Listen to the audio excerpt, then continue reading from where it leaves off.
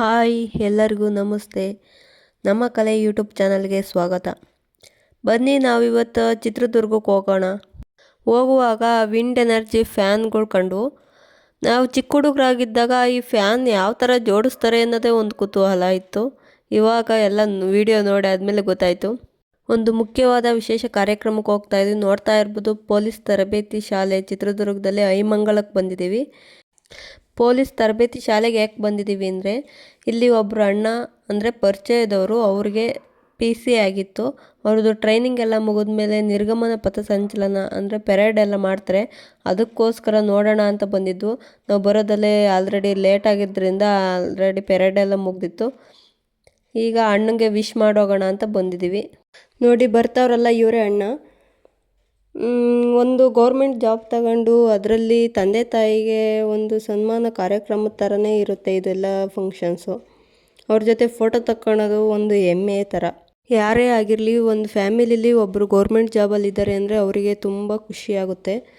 ಅಣ್ಣಂಗೆ ನಾವೆಲ್ಲ ಹೋಗಿದ್ದು ತುಂಬ ಖುಷಿಯಾಗಿತ್ತು. ಮತ್ತು ಅಣ್ಣಂಗೆ ಅವ್ರದ್ದೇ ಒಂದು ಫೋಟೋ ಫ್ರೇಮ್ ಮಾಡಿಸಿದ್ವಿ, ಅದನ್ನು ಕೊಟ್ವಿ.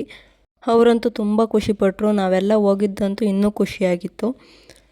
ಅವ್ರನ್ನ ಮಾತಾಡಿಸ್ಕೊಂಡು ಅಲ್ಲೇ ಎಲ್ಲರಿಗೂ ಪೇರೆಂಟ್ಸ್ಗೆ ಅಲ್ಲಿ ಬಂದಿರೋ ಎಲ್ಲ ಜನಗಳಿಗೂ ಅಡುಗೆ ಮಾಡಿಸಿದ್ರು. ಎಲ್ಲ ಊಟ ಮಾಡಿಕೊಂಡು ಅಲ್ಲಿಂದಲೇ ಒಂದು ಸ್ವಲ್ಪ ಹೊತ್ತಿದ್ದು ಅಣ್ಣನ ಜೊತೆ ಎಲ್ಲ ಮಾತಾಡ್ಕೊಂಡು ಹೊರಟ್ವಿ. ನೋಡ್ತಾ ಇರ್ಬೋದು ಯಾವ ಥರ ಇದೆ ಫ್ರೇಮ್ ಅಂತ. ಅಣ್ಣಗಂತೂ ಫುಲ್ಲು ಫ್ರೆಂಡ್ಸ್ ಗ್ರೂಪೇ ಇತ್ತು. ಎಷ್ಟೊಂದು ಜನ ಇದ್ದೀವಿ ಅಂತ ನೋಡ್ತಾ ಇರ್ಬೋದು. ಅವರು ಅಣ್ಣರೆಲ್ಲ ಗೊತ್ತಿಲ್ಲ, ಅಲ್ಲಿಗೆ ಹೋದ್ಮೇಲೆ ಪರಿಚಯ ಆಗಿದ್ದು ಆ ಅಣ್ಣ ಫ್ರೆಂಡ್ಸ್ ಎಲ್ಲ. ಅವರೆಲ್ಲ ಒಳ್ಳೆ ಚೆನ್ನಾಗಿತ್ತು, ಒಳ್ಳೆ ಮೂಮೆಂಟು. ಅಣ್ಣ ಬೇಡ ಬೇಡ ಅಂತಿದ್ರು, ಹಂಗಾದ್ರೂ ಎಲ್ಲ ಸನ್ಮಾನದ ಥರ ಮಾಡಿದ್ವಿ. ಹಾಗೆಯೇ ಅಲ್ಲೇ ಇಬ್ಬರು ಬ್ರದರ್ಸು ಇಬ್ಬರೂ ಸುಮ್ಮನೆ ವಿಡಿಯೋಗೋಸ್ಕರ ಮತ್ತೆ ಎಲ್ಲ ಪ್ರಾಕ್ಟೀಸ್ ಮಾಡಿರೋದೆಲ್ಲ ಮಾಡ್ತಾಯಿದ್ರು. ಹಾಗೆ ನಾನು ಸ್ವಲ್ಪ ಕ್ಯಾಪ್ಚರ್ ಮಾಡಿದೆ. ನೋಡ್ತಾ ಇರ್ಬೋದು, ಈ ಖುಷಿ ಯಾವಾಗಲೂ ಸಿಗಲ್ಲ. PC ಆಗಿರೋ ಎಲ್ಲ ಅಭ್ಯರ್ಥಿಗಳು ನೋಡ್ತಾ ಇರ್ಬೋದು ಅವ್ರವ್ರ ಪೇರೆಂಟ್ಸ್ ಜೊತೆ ಯಾವ ಥರ ಎಲ್ಲ ಫೋಟೋಸು ಗ್ರೂಪಲ್ಲಿ ಎಷ್ಟು ಚೆನ್ನಾಗಿ ಇದ್ದಾರೆ ಅಂತ. ನಮ್ಮ ಫ್ರೆಂಡ್ ಸಿಸ್ಟರ್ ಅವರು ಬಾ ಹೋಗಿ ಬರೋಣ, ವಿಶ್ ಮಾಡಿ ಬರೋಣ ಅಂತ ಹೇಳಿದಾಗ ನಾನು ಇಲ್ಲ ಅಂತ ಹೇಳಿದ್ದೆ. ಮತ್ತೆ ಹೋಗೋಣ ಅಂತ ಹೇಳಿ ಹೊರಟೆ.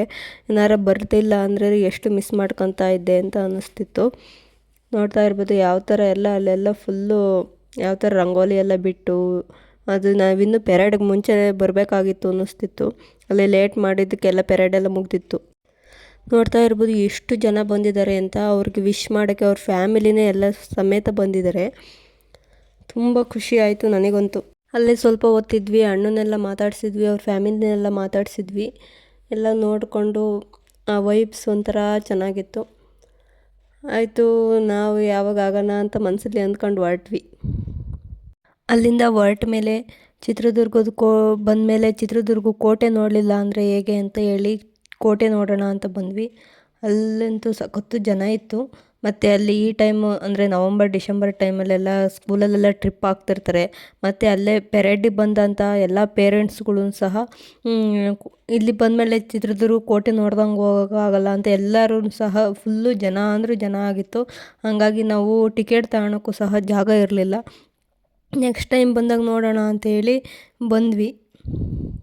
ನಾನು ಎಂದು ಕೋಟೆ ನೋಡಿರಲಿಲ್ಲ, ಫಸ್ಟ್ ಟೈಮ್ ನೋಡೋಣ ಅಂತಲೇ ಬಂದಿದ್ವಿ. ಅಲ್ಲಿ ಹೆಂಗೂ ಫಂಕ್ಷನ್ ಆಗುತ್ತೆ ಮತ್ತು ಕೋಟೆನೂ ನೋಡ್ದಂಗೆ ಆಗುತ್ತೆ ಅಂತ. ಆದರೆ ಏನು ಮಾಡೋಕ್ಕಾಗುತ್ತೆ, ಸಖತ್ತು ಜನ ಇದ್ದಿದ್ದರಿಂದ ಹೊರಟ್ಬಿಟ್ವಿ.